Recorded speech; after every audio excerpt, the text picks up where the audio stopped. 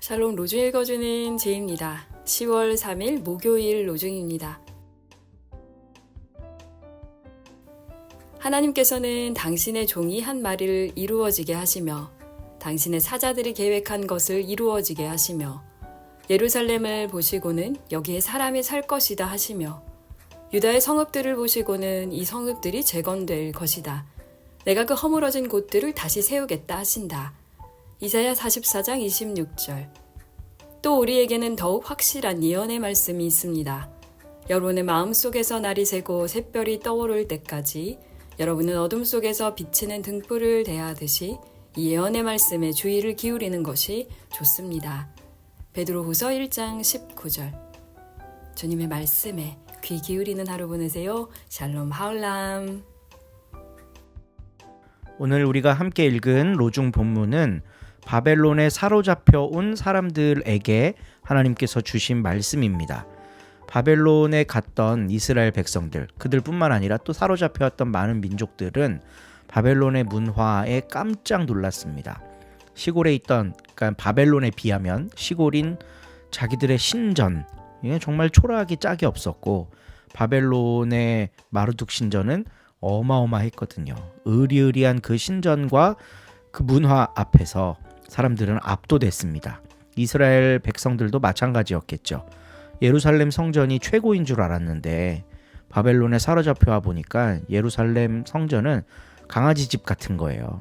그러니까 거기에서 마음이 무너지고 역시 큰 나라, 큰 신이 최고다라고 생각한 사람들이 생겨나기 시작했을 겁니다. 그런 상황 가운데 있는 포로로 잡혀온 이스라엘 백성들에게 이사야를 통해 하나님은 이렇게 이야기를 하세요. 하나님께서는 당신의 종이 한 말을 이루어지게 하시며 당신의 사자들이 계획한 것을 이루어지게 하시며 예루살렘을 보시고는 여기에 사람이 살 것이다. 유다의 성읍들을 보시고는 이 성읍들이 재건될 것이다. 내가 허물어진 곳들을 다시 세우겠다. 이렇게 이야기를 전하십니다. 이 얘기를 들은 이스라엘 백성은 어떤 마음이었을까? 우리는 모두가 다 소망을 품고 그렇지, 이 말씀이 우리를 살리지, 하나님의 약속은 영원하시지, 이렇게 생각할 거라고 보지만 실제로는 그렇지 않은 사람들도 많았을 거예요. 말씀에 대한 반응은 여러 갈래로 나뉘었을 겁니다. 크게 두 가지로 정리를 해보면 적극적으로 수용하고 받아들이는 측과 허무주의로 포기하는 측 혹은 반대하는 측이었을 거예요. 아니, 지금 이 마르둑 신전 보고도 저런 말이 나와? 예루살렘 재건되고 유다 성읍들 재건된다고 뭐 어쩌라고? 시궁창 같은 세상 재건돼 봤자 시궁창이지. 이렇게 생각하는 사람도 있지 않았을까 싶어요. 거대한 문화, 큰 자본력, 강력한 힘 앞에서는 사람들이 신앙도 그 내용을 바꿔서 탑재하게 됩니다. 역사는 반복되고요. 오늘날도 똑같습니다. 힘의 논리에 물들어버린 교회는 성경이 이야기하려고 하는 복음의 내용을 완전히 왜곡해서 이해하죠. 하나님을 믿으면, 그러니까 이때 믿는다는 거는 그냥 의식적으로 받아들이는 겁니다. 내 삶을 평탄하게 해준다. 돈 많이 벌게 해주고 자식 잘 되게 해주고 높은 자리에 올라가게 해준다. 이런 믿음이 우리 속에 들어가잖아요.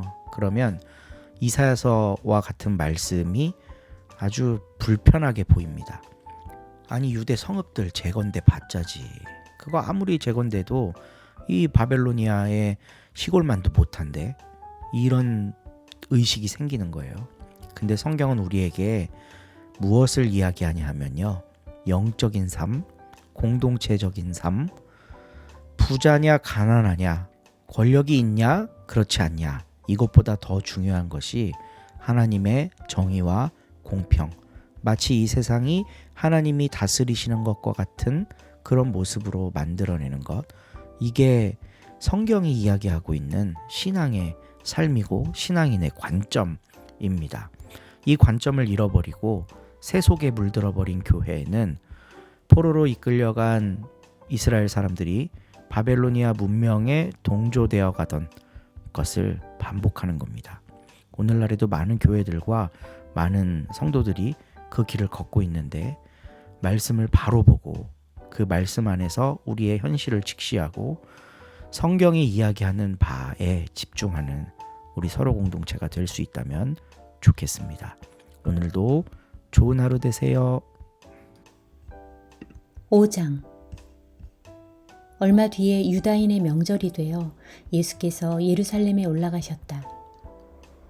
예루살렘 양의 문 곁에는 히브리 말로 베짜타라는 못이 있었고 그 둘레에는 행각 5이 서 있었다.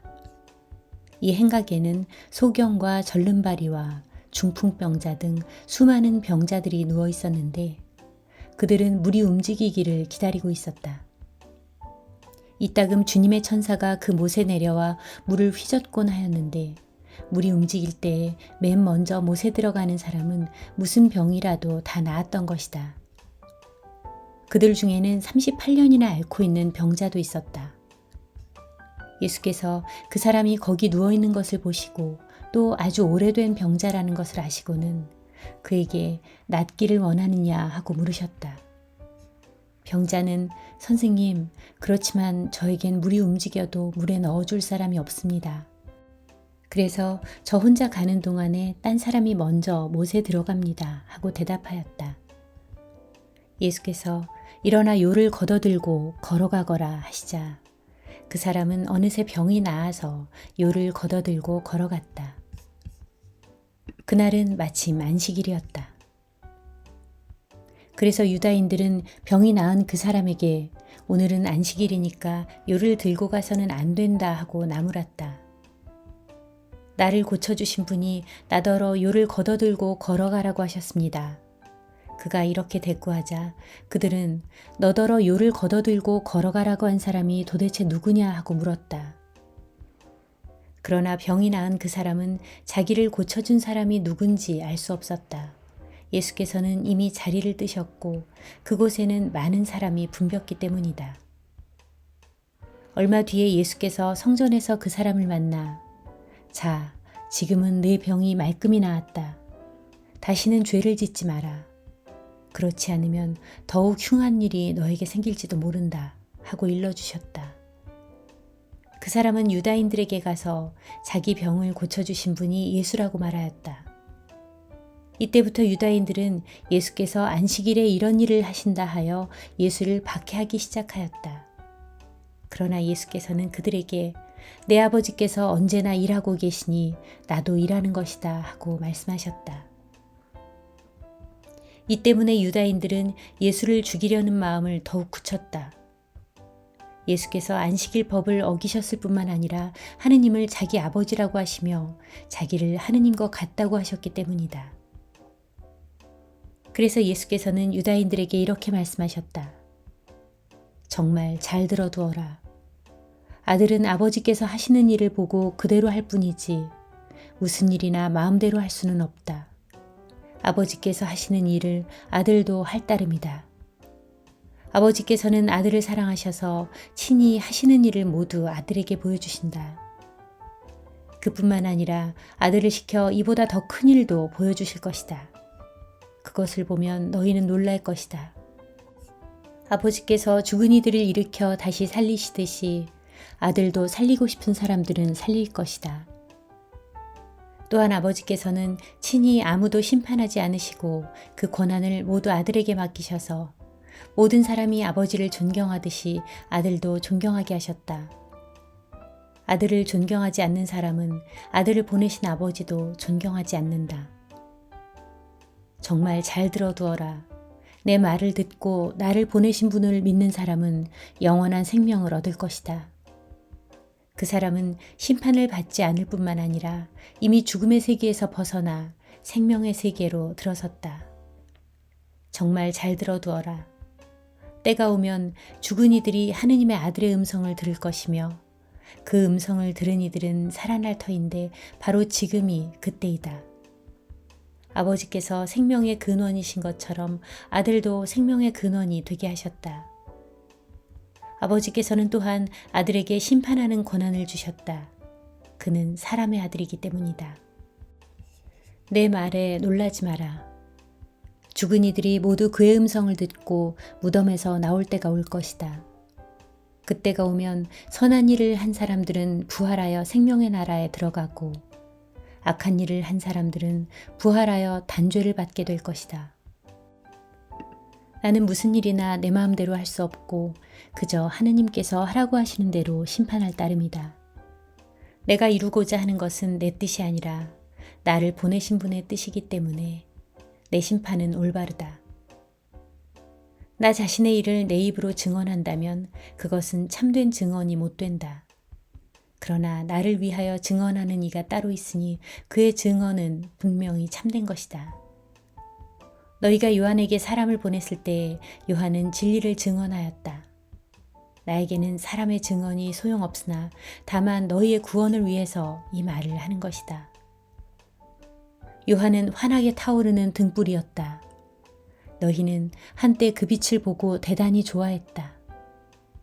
그런데 나에게는 요한의 증언보다 훨씬 더 나은 증언이 있다. 지금 내가 하고 있는 일은 아버지께서 나에게 성취하라고 맡겨주신 일인데 그것이 바로 아버지께서 나를 보내셨다는 증거가 된다. 그리고 나를 보내신 아버지께서도 친히 나를 위하여 증언해 주셨다. 너희는 아버지의 음성을 들은 적도 없고 모습을 본 일도 없다. 더구나 아버지께서 보내신 일을 믿지 않으므로 마음속에 아버지의 말씀이 들어있지 않다. 너희는 성서 속에 영원한 생명이 있는 것을 알고 파고들거니와 그 성서는 바로 나를 증언하고 있다. 그런데도 너희는 나에게 와서 생명을 얻으려 하지 않는다. 나는 사람에게서 찬양을 받으려 하지 않는다. 너희에게 하느님을 사랑하는 마음이 없다는 것을 나는 잘 알고 있다. 내가 내 아버지의 이름으로 왔지만 너희는 나를 받아들이지 않는다. 그러나 아마 딴 사람이 자기 이름을 내세우고 온다면 너희는 그를 맞아들일 것이다. 너희는 서로 영광을 주고받으면서도 오직 한 분이신 하느님께서 주시는 영광은 바라지 않으니 어떻게 나를 믿을 수가 있겠느냐. 그러나 내가 너희를 아버지께 고발하리라고 생각하지는 마라. 너희를 고발할 사람은 오히려 너희가 희망을 걸어온 모세이다.